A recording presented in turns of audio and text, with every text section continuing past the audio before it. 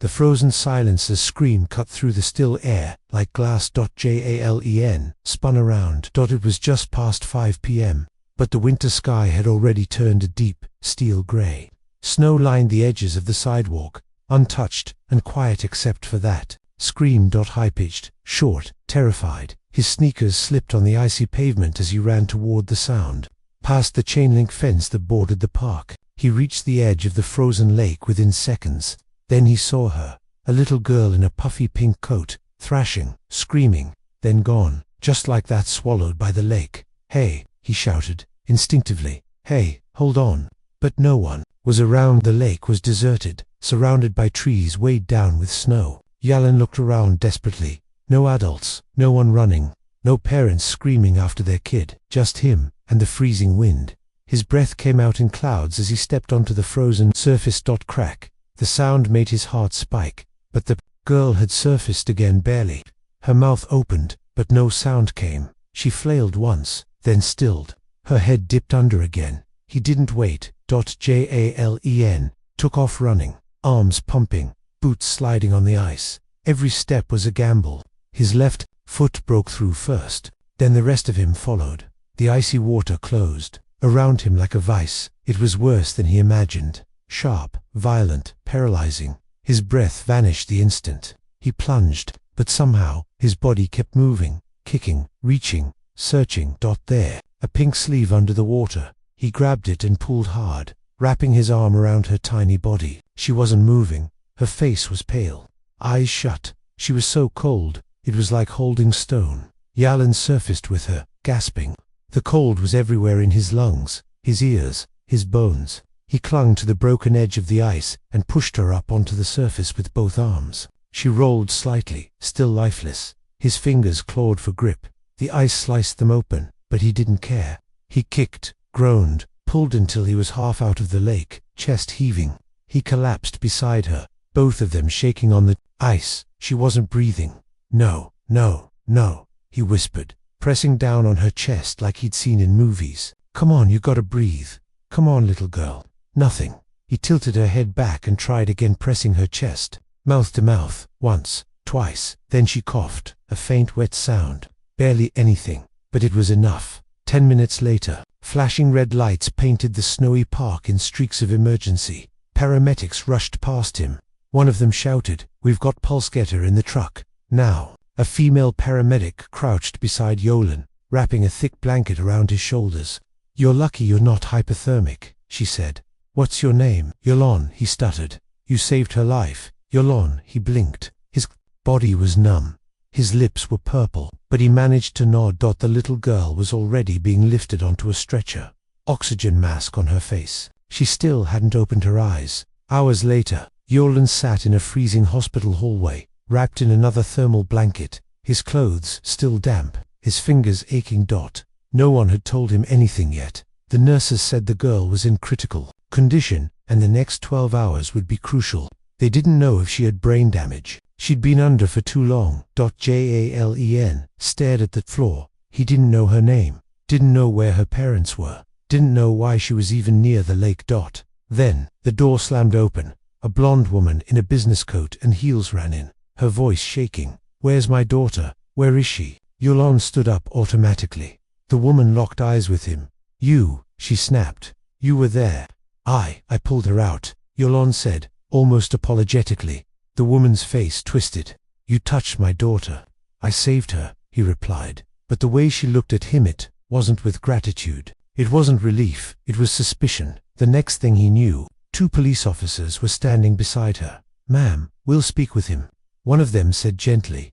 The mother turned and walked off, muttering, "I want answers. That boy shouldn't have even been there." Yalan found himself in a small, cold room with bright lights overhead. Alone. No lawyer, no parent, just him and 2 officers with notepads. "What were you doing at the lake? You from around here? Do you know the girl? Have you ever talked to her before?" Yalan answered them all. "No, I don't know her. I just heard her screaming. I ran in." One officer leaned back. "Witnesses say you were seen walking that direction earlier. Did you follow her?"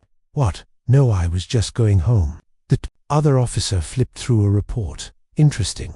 Her coat zipper was broken. but there are no signs of anyone else nearby, and her mother says she's never seen you before. Jalen's heart raced. You think I did something to her? He said, stunned. Neither of the officers responded. Morning came. Yolan hadn't slept. He hadn't left the hospital. He sat in the waiting area, eyes red, head heavy, body sore from the cold. Then a nurse approached. She looked at him carefully, holding a clipboard. She's awake, the nurse said quietly. Jalen's eyes widened. The girl. The nurse nodded. She asked for someone. He stood slowly. She asked for you. She knows him. But how? Yolan froze. She asked for me, he whispered. The nurse looked puzzled. Yes, she was in and out of consciousness, but she clearly said your name. Yalan twice. His heart beat faster. He couldn't make sense of it. How could she know his name? He had never seen her before, not at school, not at the park, nowhere. Can I see her? The nurse hesitated. Her mother's in the room with her now, but I'll let the doctor know. She turned and walked off, leaving Yalan in the hallway, staring at the door. For a moment, he just stood there, arms crossed tightly over his chest like a shield. The cold he had felt in that lake still clung to his skin, but now it wasn't just physical, it was something deeper, a chill of confusion, of something unknown, unraveling. He sat back down, but this time he couldn't sit still. He tapped his foot nervously, eyes flicking between the clock and the hallway door. 10 minutes passed, then 15. He was about to get up again when the nurse returned, this time with a middle-aged man in a long white coat. She's stable, the doctor said, still a bit groggy, but she's talking now. You saved her life, son. That's no exaggeration. Yalan nodded, unsure what to say. Her mum's still emotional. The doctor added carefully, but we explained everything. You can come in just for a few minutes. He stood and followed the doctor down the hall. With each step, his nerves climbed higher. What if she changed her story? What if her mother still thought he was the one who hurt her? The door to the hospital room was slightly open. Yalan could hear soft beeping machines and the faint voice of a woman. Then he stepped inside. The little girl was sitting up in bed, pale but alive. Her blonde hair was damp, and a teddy bear rested on her lap. An oxygen tube ran under her nose. She turned her head toward the door. When her eyes met Jalen's, they lit up. That's him, she said, with sudden excitement. That's Yolan. Her mother, seated beside the bed, stiffened and stood. She looked at Yolan as if trying to see something she had missed before, something hidden. You know him? She asked her daughter quietly. The girl nodded. I saw him in my dreams. The room went silent. Jalen's brow furrowed. What? Had dreams before the lake? A week ago, the girl said, her voice soft but certain. You were in them. You were helping me. You pulled me out of the water. Yolan looked from the girl to her mother, unsure how to respond. This wasn't just strange, it was surreal. The mother looked shaken. Sweetie, you've never met him before, but I did, the girl insisted. In my dream, the water was cold, and I was scared, and he was there. The mother turned to Yolan, now more confused than suspicious. She doesn't usually talk like this. She's never mentioned you before. Not ever. I've never seen her before either, Yalan said quietly. I swear. The girl smiled faintly. But you still came. Back in the hallway, Yolan sat down again, his mind spinning. What did she mean? Trips? He didn't believe in that kind of stuff. Psychic visions, premonitions, whatever it wasn't real, was it? But how could she have known his name? As he wrestled with the thought, one of the officers from the night before walked in. The one who had questioned him for hours. The man looked tired, holding a coffee cup. He approached slowly. "Owe you an apology," he said bluntly. Yolan looked up. "We were wrong. There was a trail of small footprints near the lake. We missed it last night. Turns out she wandered off from the playground on her own, broke the gate latch. The whole thing was an accident." Yalan didn't say anything. The officer shifted awkwardly. "Anyway, the mum's complicated, high-profile job, a little overprotective, but she's not pressing anything. In fact," he paused, "she asked if you could stop by the house next week to thank you." Yalan raised an eyebrow. "Why would she want that?" The officer shrugged. "Maybe because you did something no one else would." That night, Yalan lay in bed, staring at the ceiling. Sleep didn't come easy. He kept thinking about the girl, her soft voice, the way she said his name, the way she looked at him like she knew him, really knew him, and the dreams. His heart thudded as he remembered something, a faint memory, buried deep. He was 7, maybe 8, lying in a hospital bed. Flu, fever, dreaming. He saw a girl in a pink coat, screaming, frozen. Water, he remembered jumping. Was it real? A childhood nightmare? He hadn't thought about it in years, but now it felt too familiar, too connected. He sat up in bed, breathing hard.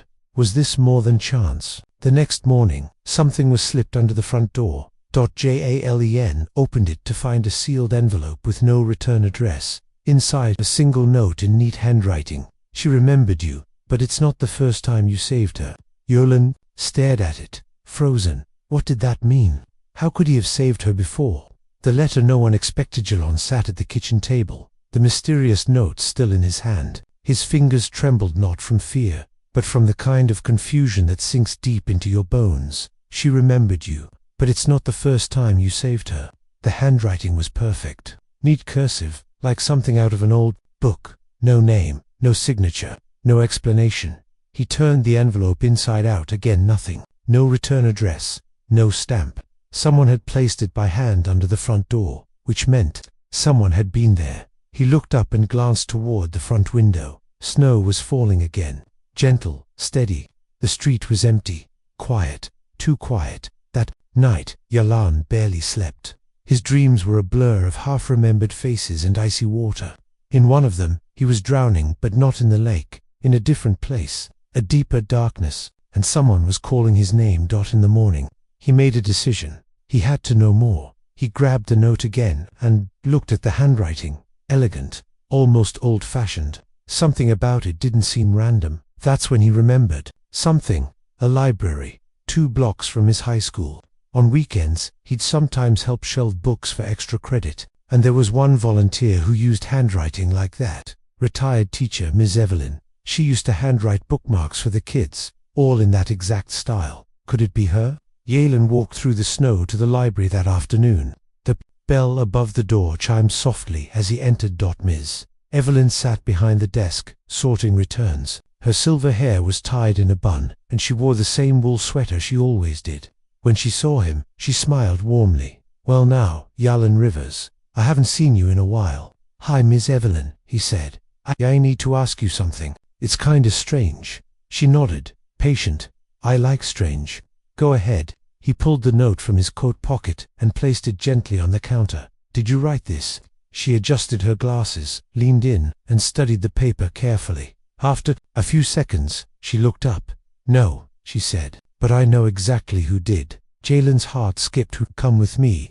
She led him to a small back room filled with old records and file cabinets. Dust hung in the air like quiet history. She opened a drawer marked Archives, Community, and pulled out a folder with worn edges. She handed it to him. Inside were newspaper clippings, old ones, at least 10 years old. One headline jumped out immediately. 4-year-old girl rescued from burning daycare by unidentified child. There was a photo, blurry, but clear enough. A little girl being carried out of a burning building, and a boy maybe 9 or 10 covered in ash, face turned away from the camera. Yalan stared at the photo, something shifting in his chest. "That's her," he whispered. Ms. Evelyn nodded. "The little girl in the story, her name is Lily." Hartzell, his head snapped up. "That's the girl I just pulled from the lake." "Yes," Ms. Evelyn said softly. "And I believe you were the boy who saved her that day too. But I don't remember any of this." "You were found unconscious behind the building," she said. "No one ever knew your name. The fire department thought you were just a kid who ran away. But someone must remembered." Yalan sat back, breathless. It was too much, too surreal.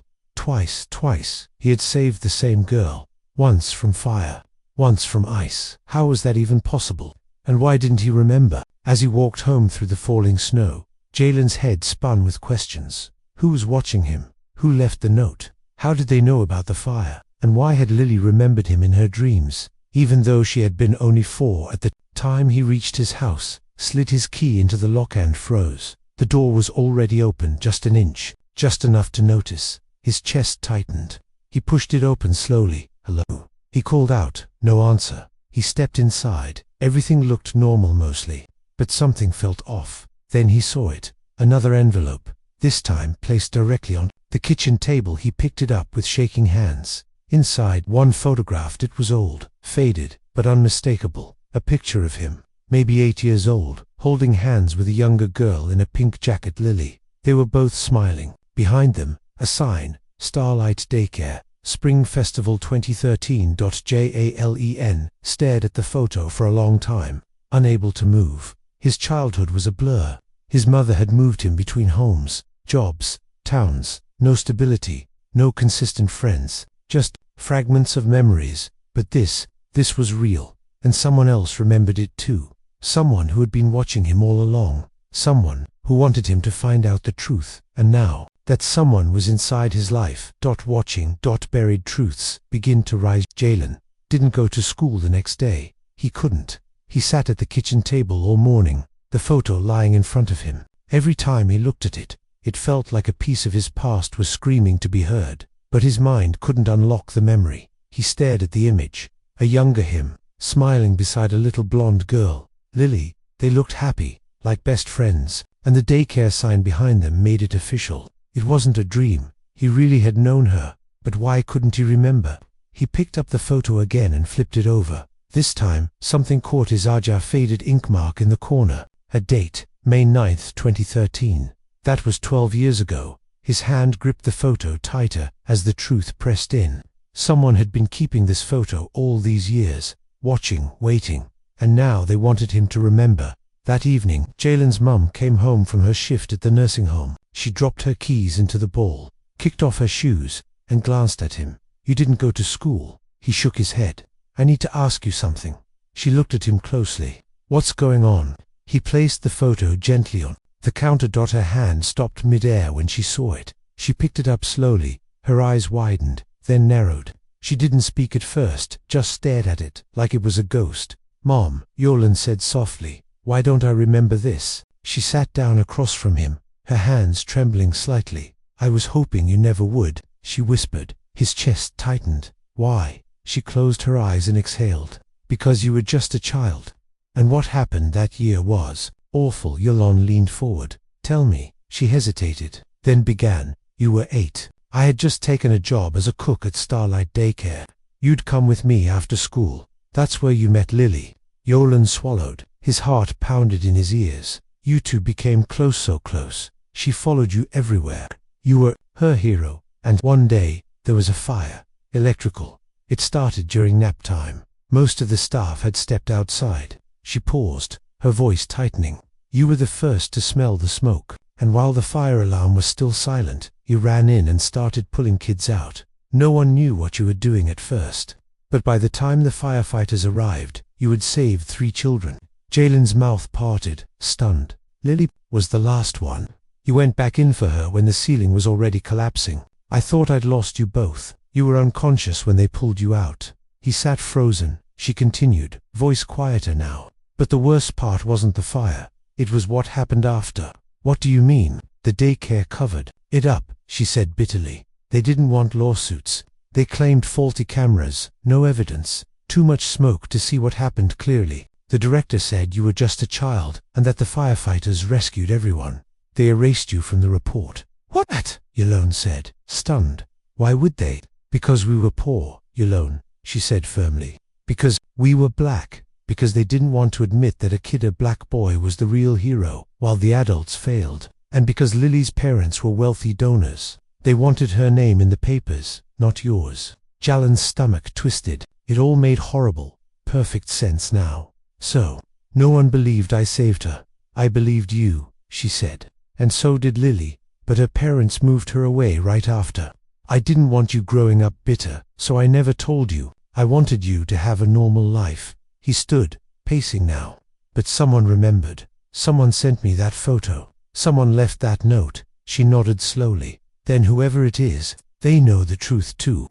Later that night, Yolan couldn't sleep. He lay awake staring at the ceiling again, just like after the lake rescue boot. This time, the weight in his chest wasn't fear. It was anger, betrayal, and something else he couldn't name. He reached for the photo again. That's when he saw it. A second photo behind the first, tucked inside the same envelope. He hadn't noticed it earlier. It was another picture, older, a man standing in front of the daycare, arms crossed, looking straight into the camera. Jalen turned it over. One name was written on the back: Ray Hartzell, director, Starlight Daycare. Hartzell, Lily's last name. Jalen's blood ran cold. That was Lily's father. The next morning, Yolande showed the photo to Ms. Evelyn at the library. Her eyes widened. That man, oh yes, he ran the daycare years ago. Disappeared after the fire. No one ever saw him again. But he's Lily's dad, Yolande said. Evelyn looked shocked. I didn't know that. Yolande leaned closer. Then who moved her away, and why did he vanish? Ms. Evelyn shook her head. No one ever said. But after the fire, rumors spread. About negligence. About missing funds. He was gone before they could investigate. Yolande leaned back slowly. So that was the real reason Lily's father had fled. And with him, the truth. But now the truth was crawling back one piece at a time. And someone was guiding it. Someone wanted it all exposed. That night, a third envelope arrived. Inside was a note. You saved her from fire. You saved her from ice. But to truly save her, you'll need to face the man who vanished. Yolande stared at it, his heartbeat pounding. This wasn't over. This was only the beginning. The vanishing Mangelan stood at the kitchen window, staring out at the snowy street. 3 envelopes. 3 clues. 1 truth, unraveling faster than he could catch it. He had saved Lily Hartzell twice, once from fire, once from ice. And now, if the note was right, a third rescue was still ahead. But this one wasn't about flames or freezing water. It was about the past. About a man who had vanished. 12 years ago. Ray, Lily's father, director of Starlight Daycare. The man who ran from the fire. And apparently, the man who may have buried the truth to protect his name. Or something worse. Jalen held the third note again. You saved her from fire. You saved her from ice. But to truly save her, you'll need to face the man who vanished. He didn't know who was sending the notes, but somehow they knew everything, even the things Jalen's own mother hadn't told him. That meant, whoever it was, they were close. And watching. Later that day, Yolande took the photos and notes to the one person he hadn't talked to yet, Lily. The hospital had discharged her earlier that morning, but Ms. Evelyn had given him the address. The Hartzells were temporarily staying at a rented home on a quiet street near the edge of town. He hesitated at the front gate. Would her mother even let him near her? But the door opened before he knocked. Lily stood there, holding the same teddy bear she'd clutched in the hospital. Her cheeks were still pale, and her arm was bandaged, but she smiled softly when she saw him. I knew you'd come, she said, as if she had been waiting forever. Jalen blinked. How? I saw it again last night, in my dream. He swallowed. Can I come in? She nodded, and stepped aside. Inside, her mother stood in the hallway tense, her arms crossed. But she didn't stop him this time. Maybe something had changed in her since Lily woke up and said his name. Maybe she had started remembering, too. You've got 5 minutes, she said. That was enough. Jalen sat down with Lily in the small living room and slowly laid out the photos and notes on the coffee table. Her eyes widened when she saw the daycare picture. That's me, she whispered. That's us. Do you remember him? Yolande asked, holding up the photo of Ray Hartzell. She stared at it. Then her face clouded. I think I used to call him Daddy, but he was always gone, always yelling on the phone. Then one day, we just left. Mum said we had to go somewhere. Cold. She told you why. She said there was a fire and Daddy was scared, but I don't remember much. Yolande turned to her mother, who was now standing closer, arms still crossed, but her face softer than before. Why didn't you tell her who I was? He asked. She looked down, ashamed. Because I didn't know, not fully. That day at the daycare was chaos. The firefighters said a boy helped the children, but no one could identify you. Ray took us away the same night. I didn't have a choice. You didn't have a choice, Yolande repeated bitterly. Or you didn't want to ask questions. She didn't respond. Then Lily touched his arm. Do you think Daddy sent the letters? Yolande shook his head. No, I think someone else did. Someone who wants us to find him. The room went quiet. Then Lily whispered something that made Yolande freeze. I think I know where he is. The next morning, Lily gave Yolande an address scribbled on a torn piece of paper. I saw it once. Mom was on the phone. She was crying. She thought I was asleep. She said, you owe her, Ray. You can't hide forever.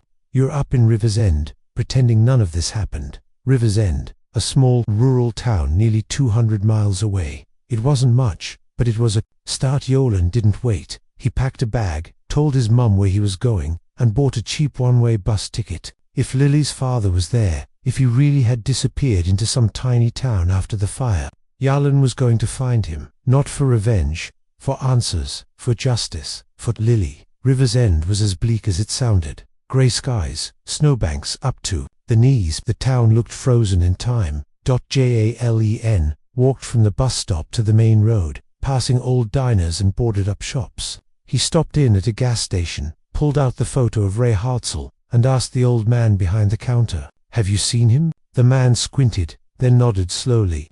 "Yeah, that's Mr. Raymond. Works over at the scrapyard." "The scrapyard?" "Yeah, just outside of town. Real quiet guy, keeps to himself." Yolan thanked him and left, heart pounding. 10 minutes later, he was standing at the gate of a fenced lot filled with rusted cars and piles of metal. A small office sat in the corner, smoke rising from a chimney pipe. He walked up to the door and knocked. Silence then. It opened. A man stood there, older, worn, with deep lines across his forehead. His beard was grey now, and his eyes were sunken, but Yolan recognized him instantly. Ray Hartzell. Ray's eyes narrowed when he saw the boy standing on his porch. "You?" he muttered. "I was wondering when you'd come." The truth that was Barry Edgerland stood at the door of the small scrapyard office, heart pounding, face cold from the wind. Across from him stood Ray Hartzell, older now, aged by time and guilt, but undeniably the same man from the photograph, the same man who vanished the night of the fire. "You," Ray said again, his voice quieter now. "I figured someone would come looking one day. Just didn't think it'd be you." He stepped back, slowly opening the door wider. "You better come in." Yalan entered cautiously. The room smelled of smoke and rust. A dusty heater hummed. In the corner, papers were scattered on a battered desk, and a photo of a young Lily hung crooked on the wall. Ray sat down heavily in a chair across from him. "You're taller than I thought you'd be," he muttered. "I almost died in that fire," Yalan said quietly.